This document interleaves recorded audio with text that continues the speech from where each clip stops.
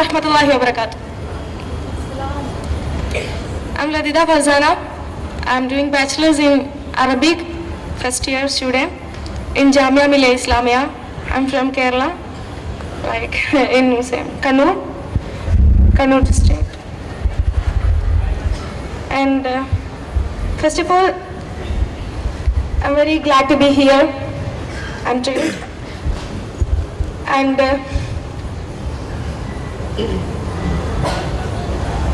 I'm here because I became unfortunately became like a poster girl or icon in that kind of thing, whatever you're calling.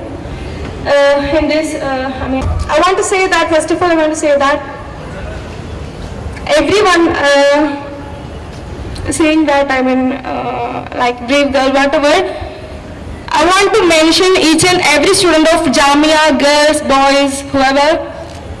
I just want to mention them all who acted bravely at that days. Obviously, we caught on the camera, and you people got to know about us, and I got a chance here to stand in front of you. Abandonment Act protest, and that's why I'm here. Of course, I have to say about that experience. I think experience, narration, and yeah, obviously that will become like my identity politics talk, and my life is that. And remembering Rohit Vemula asserting self-respect. Rohit Vemula, when everyone knows that Rohit Vemula movement, it's that movement gave such a inspiration to assert our identity, or to talk about our identity and to express ourselves. Obviously, Rohit Vemula movement have that much importance in that kind of part.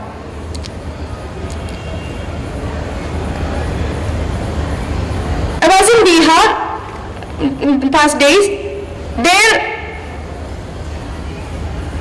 in every protest, every dharma and every public gathering, they started with at that day, Rohit Vemula's Shahadat Din day, that day, they started with the standing for what I will say in English, like standing ovation to Rohit Vemula, to remember him, to pray for him for 2 minutes. So I'm thinking that is the important thing, how Rohit Vemula's movement, Rohit Vemula's suicide affected in all people, like common people in every village, in all over the India, and between these marginalized communities and people.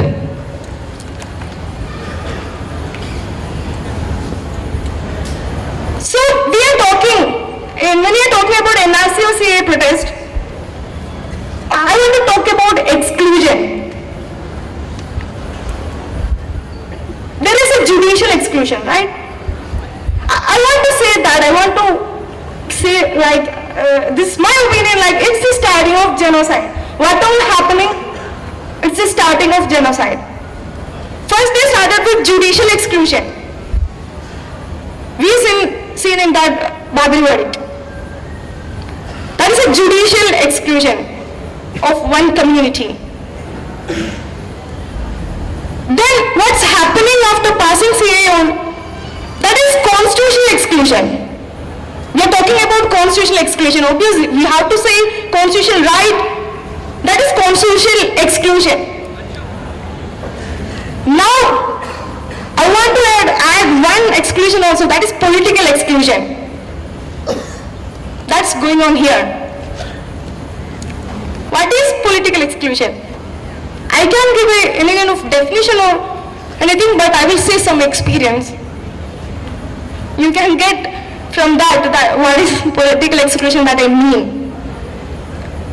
That is saying, some people are saying to me like, you should avoid Muslim identity talks in your talk. That is one kind of political exclusion.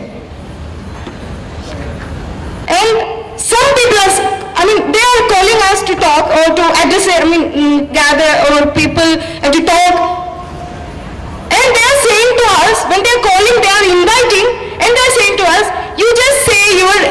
experience, what you faced in Jamia, what you faced in this kind of, protest in nowadays. You just share your experience. Don't talk about your politics. You just share your experience. Of course, I will share my experience. That is my politics. So, that's some kind of things that I'm saying, including in political exclusion. Don't talk about your identity. Don't assert your identity. Don't make visible your identity by by expressing your identity, by using hijab, like some kind of things, or some Arabic words. That's I mean. So with that, I have to say one experience. I have to share my experience. I didn't share anywhere. What happened long march in Kozhikode, Calicut district. That is first, right? January 1st or something. I'm not remembering the date. In this, anti-CAA protest. First of all, there is all kind of parties and people in that organization. And firstly, they invited me, and they said to me, "You have to inaugurate long march, that march." And after that, before a few hours, some people, some committee members called me, and they said that there is a huge problem in committee, like by calling you, and they are not allowing to calling you because they're saying you are an extremist, you are a jihadi, so it will make a fraction in this protest. So they say, and then that committee members made an issue within that. In their committee, some people talked for me, they debated for me with them.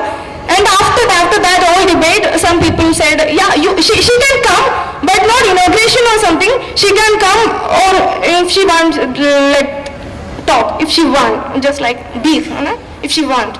They are saying like, whatever. And this is not the matter of inauguration or talk. Firstly, they called me for the inauguration, and they said me, you can't come. This is the matter of that. Why? Why that happened? If they will call or not, if they will in Calicut, I will be part of the protest that's happening in anti-CAA, wherever. So they try to exclude me from that. They try to avoid me from that because my identity, I'm talking about my identity, I'm talking about by disabling my identity. Then after that, I participated at long march. I talked my position. And I repeated there, I repeated here also. If those people who are saying like these kind of things, I want to say to them, maybe this is for you people, it is a matter of choice, or it's a matter of vote bank or whatever. But for me, as a Muslim, it's not a matter of choice. It's a matter of my existence. That I want to repeat and clear. So, I will be part of the protest that's happening against fascism. So, I went there. So that is the one experience that I have to share here. Then they're saying, after that, after my talk, one lady came to me and she said to me very, very politely, "Hello Vida, my name is this, I'm coming from here." And she said to me, "I'm not agreeing with you, what you said." I said, "Okay, it's fine, no matter, many people are saying, it's fine." Then after that, she started to shout. She said, "How dare you to talk like that, what you said before, like I will be hijabi or I assert my identity, how dare you to talk?" I said, "Okay, you disagree with me, that's fine, but you don't have right to decide what I have to talk. It's in my hand, it's not in your hand. I never give my ownership to anyone. It's up to me." Then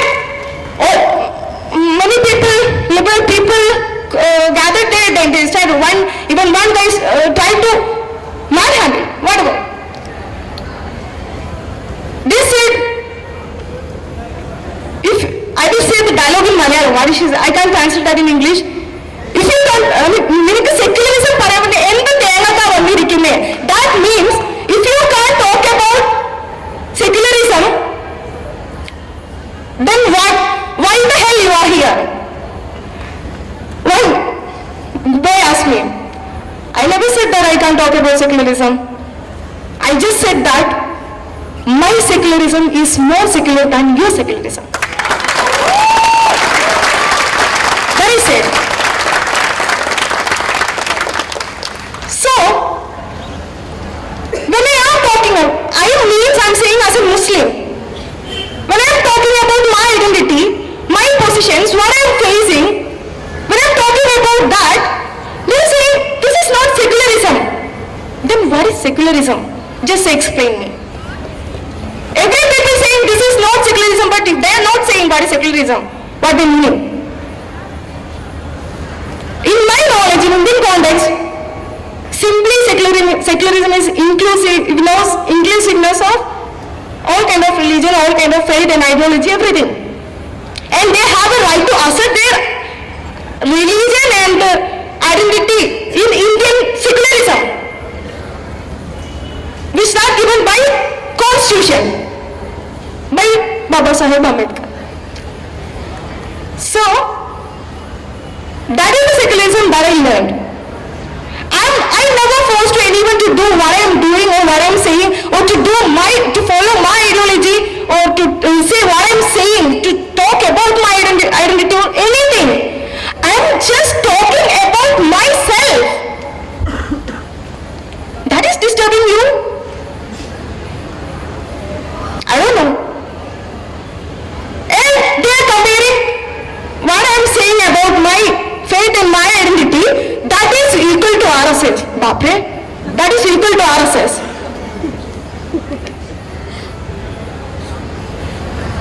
If you will give me one example that I force to anyone to do what I am following according to my faith, obviously you can't, but I will give you more than thousands examples that RSS, BJP or fascism did in this country, or they lynched or they killed by their ideology. I am asserting my identity, not forcing. That's about I want to explain my secularism. Because I know, people will ask about secularism, I'm explaining advancedly. I don't know. And why I am a Hindu? That is not identity politics. Everyone saying identity politics is danger. What is identity politics? Shashi Tharoor can write a book, Why I am a Hindu. That's not identity politics. But I am saying, I didn't write any book like Why I am a Muslim. I don't know I will get a permission from so-called these people to write about why I am Muslim. I never write a book, but that is, if I will say about my Muslim identity, my hijab identity, that is identity politics, but why I am a Hindu is not identity politics. That's a very funny thing. That's also specially for Muslim. What I am saying is specially for Muslim. Condition applied. And next thing is slogan. Slogan. Yes, I never did. Some people are saying I deleted my FB. If you can't go to my FB posts are still there. I didn't delete any kind of post. But I post very carefully. And slogan. Yes, I sloganed Allah. I am a Muslim because I am believing La ilaha illallah Muhammadur Rasulullah. That's why I am Muslim. When I got beaten by police or government or this kind of fascist thing, obviously I will call my God. I will not call any kind of, oh my secularist save me or anything.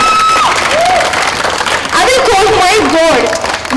Like When Gandhi got killed, at that time what Gandhi said? Yeah, learning, in school quiz competition.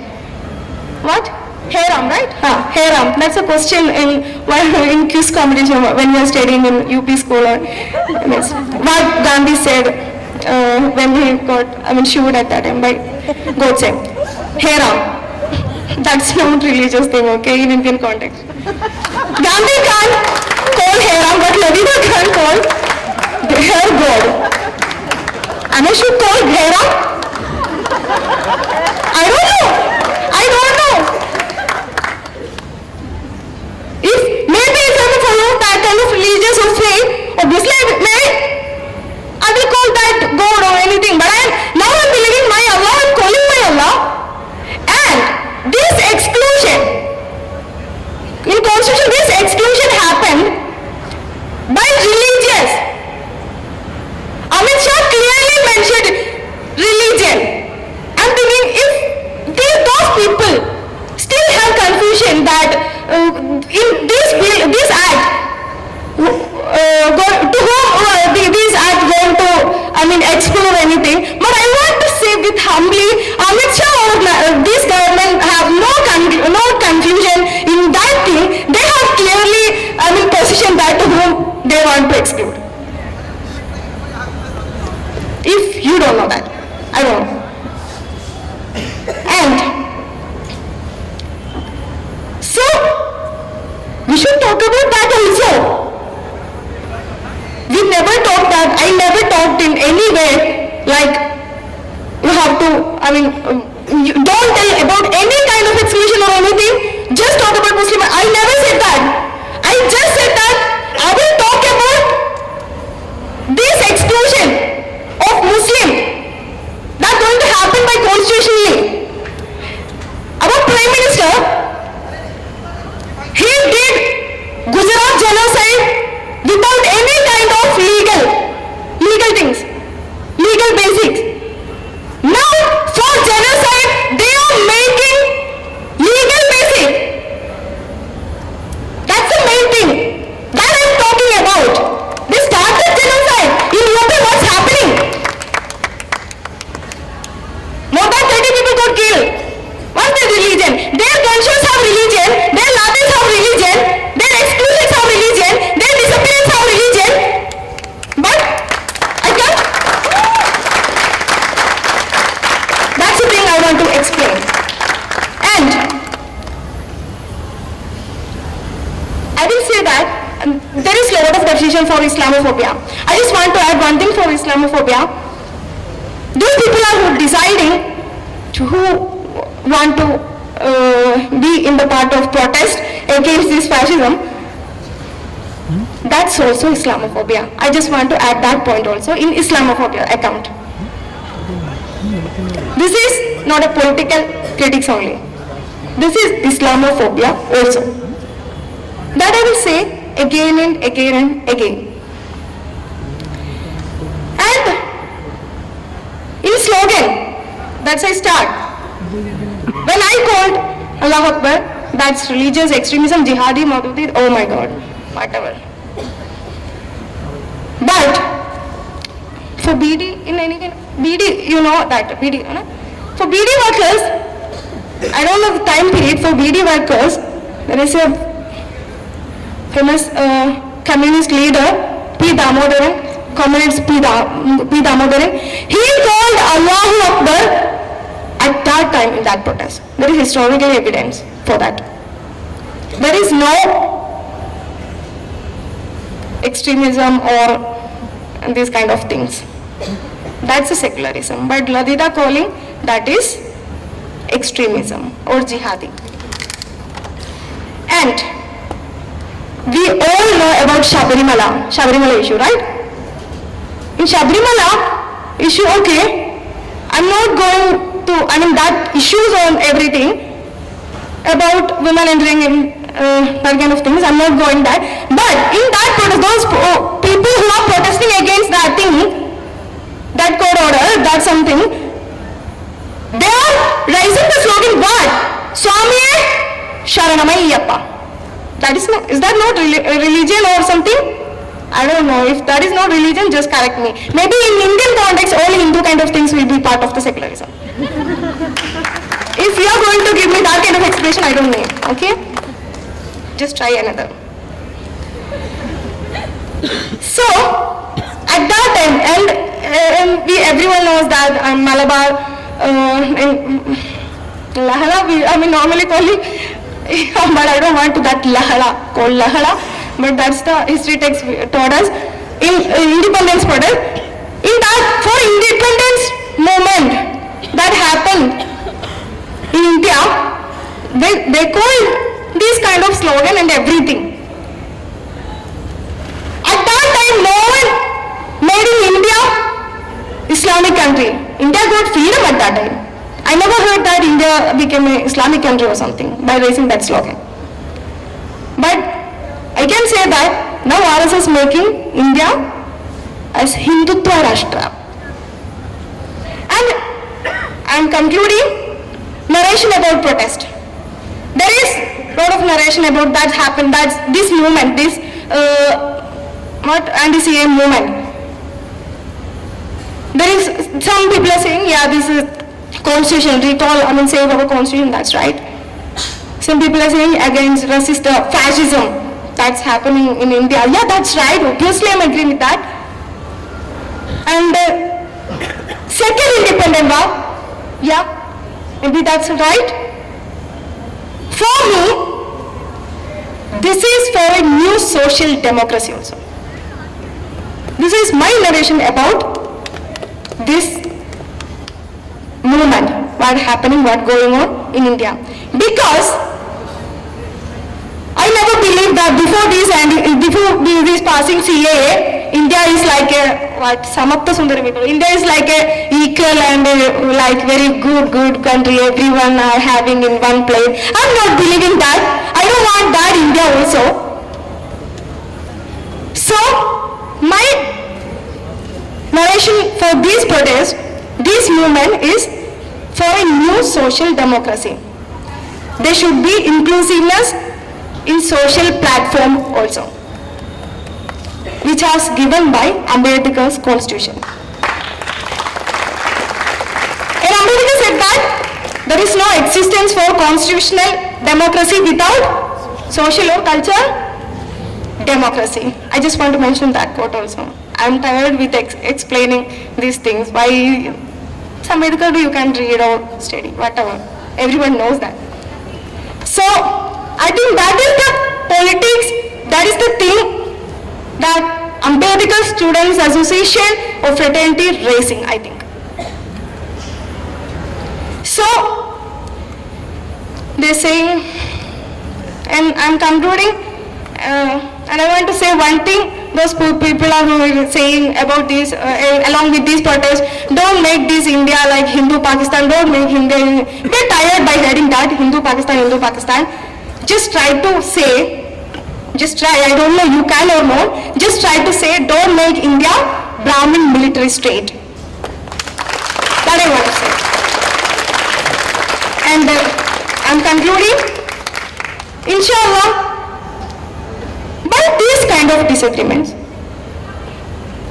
by saying this kind of disagreement, by ideologically or anything, again fascism, we have to work together by saying, I'm clearly mentioned that by saying, by expressing, not oppressing.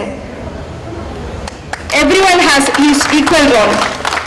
So, and if people are going to give me a Maududi or Jihadi, whatever, I just want to mention that RSS also doing that. Jai Bhim, Assalamu Alaikum.